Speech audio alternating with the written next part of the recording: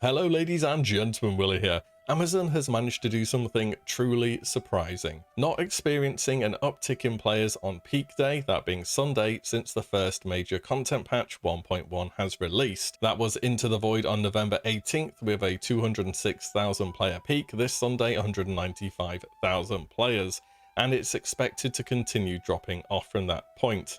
Players aren't happy with the overall direction of the patch. For something with a new weapon, many bug fixes, new enemies and so on, how on earth are things still going downhill? Well, it wasn't what they did tell us, it's what they didn't. Undocumented patch notes, some pretty big ones at that. Removing gathering gear from the game by mistake, decreasing loot quality and the amount from elite chests, again another unintentional bug, but the biggest one and the core fundamental problem with the patch has been the elite POI difficulty tuning. A number of points of interest were increased in difficulty. We increased the difficulty of bosses, increased the number of enemies, increased the level of some enemies, and adjusted the placement of some elite chests. These were intentional changes that we missed in the patch notes. We wanted to increase the challenge of these endgame areas. In other words, we're slowing down how fast you can gear up by a lot. At least we still have crafting.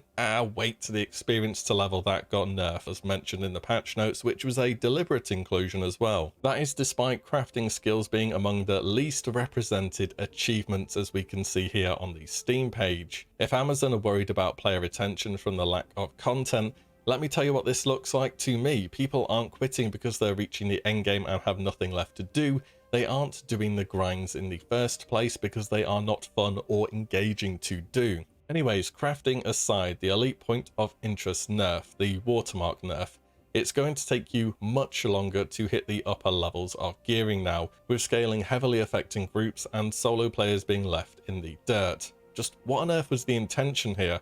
Well, they went on to do another official post. Our goal is to have a variety of areas that players can go to for crafting materials and gear, but with new gear and equipment, we want players to be challenged. There will not be one single source for the best in slot, and our desire is to encourage players to engage in various activities. We value your time in endgame and are actively looking into the activities and reward balance. Currently, we're investigating an issue with the elite chests and their drop rates, so the journey into harder content is rewarding. So then, enemy having big health bar and getting one shot by anything that grazes you equals good measure of difficulty apparently, and this is coming in the same patch as PvP incentive is to get people interested in gathering to flag. Aside from any design intentions, why on earth was this not included in the patch notes? Let's be as lenient as possible, okay? People make mistakes, these guys are going to be obscenely overworked, I'm willing to bet. And it may be a big company, but you can't exactly have a rotating door of new devs and CMs stepping in each week because you need some kind of cohesion to understand the game on a fundamental level. Let's have a look at some of the other undocumented changes. They reduced the amount of wildwood required to make glittering ebony, replaced Everfall Well and Morningdale statue with fountains, and player-to-player trading is now possible in expeditions. Sure, not the biggest of deals if they aren't in the official patch notes. I would prefer that they were, but if they aren't, okay. But to significantly buff at that your entire endgame loop and the best gearing options, and then saying we missed that off the patch notes, that just can't happen. It wasn't even PTR tested. What was the PTR even for at this point? You could have avoided this whole fiasco if you put it on the PTR, as the PTR is designed to, well, you know, test stuff by the public, hence the name. Then we find out in a follow-up post that generally game studios don't put everything they work on in a PTR. If you're changing a fountain in game, okay. If it's something lore-wise, okay. If it's something for a future patch, okay. But if you're making it so what players have been able to do for over a month to gear up and then suddenly rug pulling it and saying we're trying to make the endgame harder, not a good look. For what it's worth, I went and had a small look at the indie dev known as Blizzard, who work on WoW, and they frequently do undocumented patch changes as well. Here's patch 2.1 and Black Temple, which came out May 22nd, 2007. All the way to our most recent major content patch 9.1, which came out on June 29th, 2021. Lots of small updates to models, item changes, but no major changes to endgame systems that were undocumented. Remember Anthem, BioWare, big high-tech game? Yeah, that had loot problems too. Not enough loot, too high RNG. Starting to sound familiar at all? Except it was that way from the start. In New World, what we had prior was the good life looking back, and we've just been reverted to a mega nerf loot state. Travis Day, the senior game designer for Diablo 3, said, "No design is perfect, we will always have problems to solve, but It's better to solve the problem of players having everything they want than trying to solve the problems caused by players being frustrated with stingy reward systems. D3 also had this problem on launch too, by the way. Two game examples, both had lack of loot and both had too high RNG.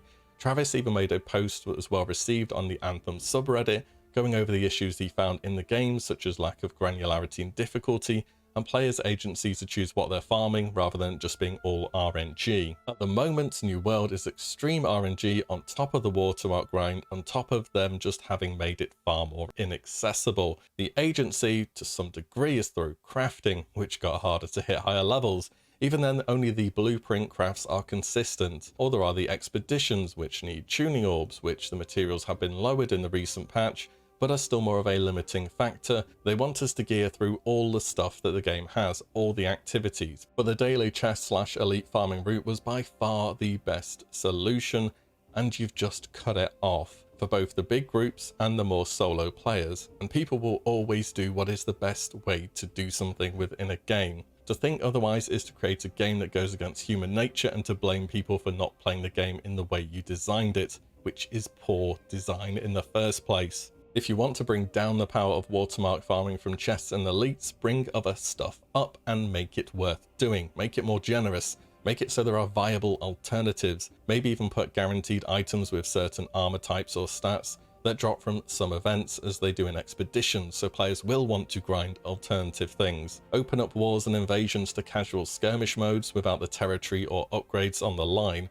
but just give some rewards as there are in Outpost Rush, so more people get to see them, and then you can tie deterministic items from those sources as well. If there's not much endgame, at least make getting the gear fun. At the moment, they say we value your time in endgame and are actively looking into the activities and reward balance, but what we get at the moment in game does not reflect that in any way whatsoever. It's an unfun grind of RNG and excessive health bars to get items for which there is currently not any content that merits having full bis for the purpose of a challenge, and setting worse quality gear behind a longer grind is not going to keep people playing longer. It's going to lose you those for whom the experience was already wearing thin. I don't really know where it goes from here, to be honest, at all. It feels like the changes are coming out really fast, but they just aren't having the opportunity to test them through fully or think them through fully either. Can we come up with a really big ass dragon that just destroys the world and then like come back in a year or something, pretend it was all a bad dream? Or are we not at the level of bad the original Final Fantasy XIV was?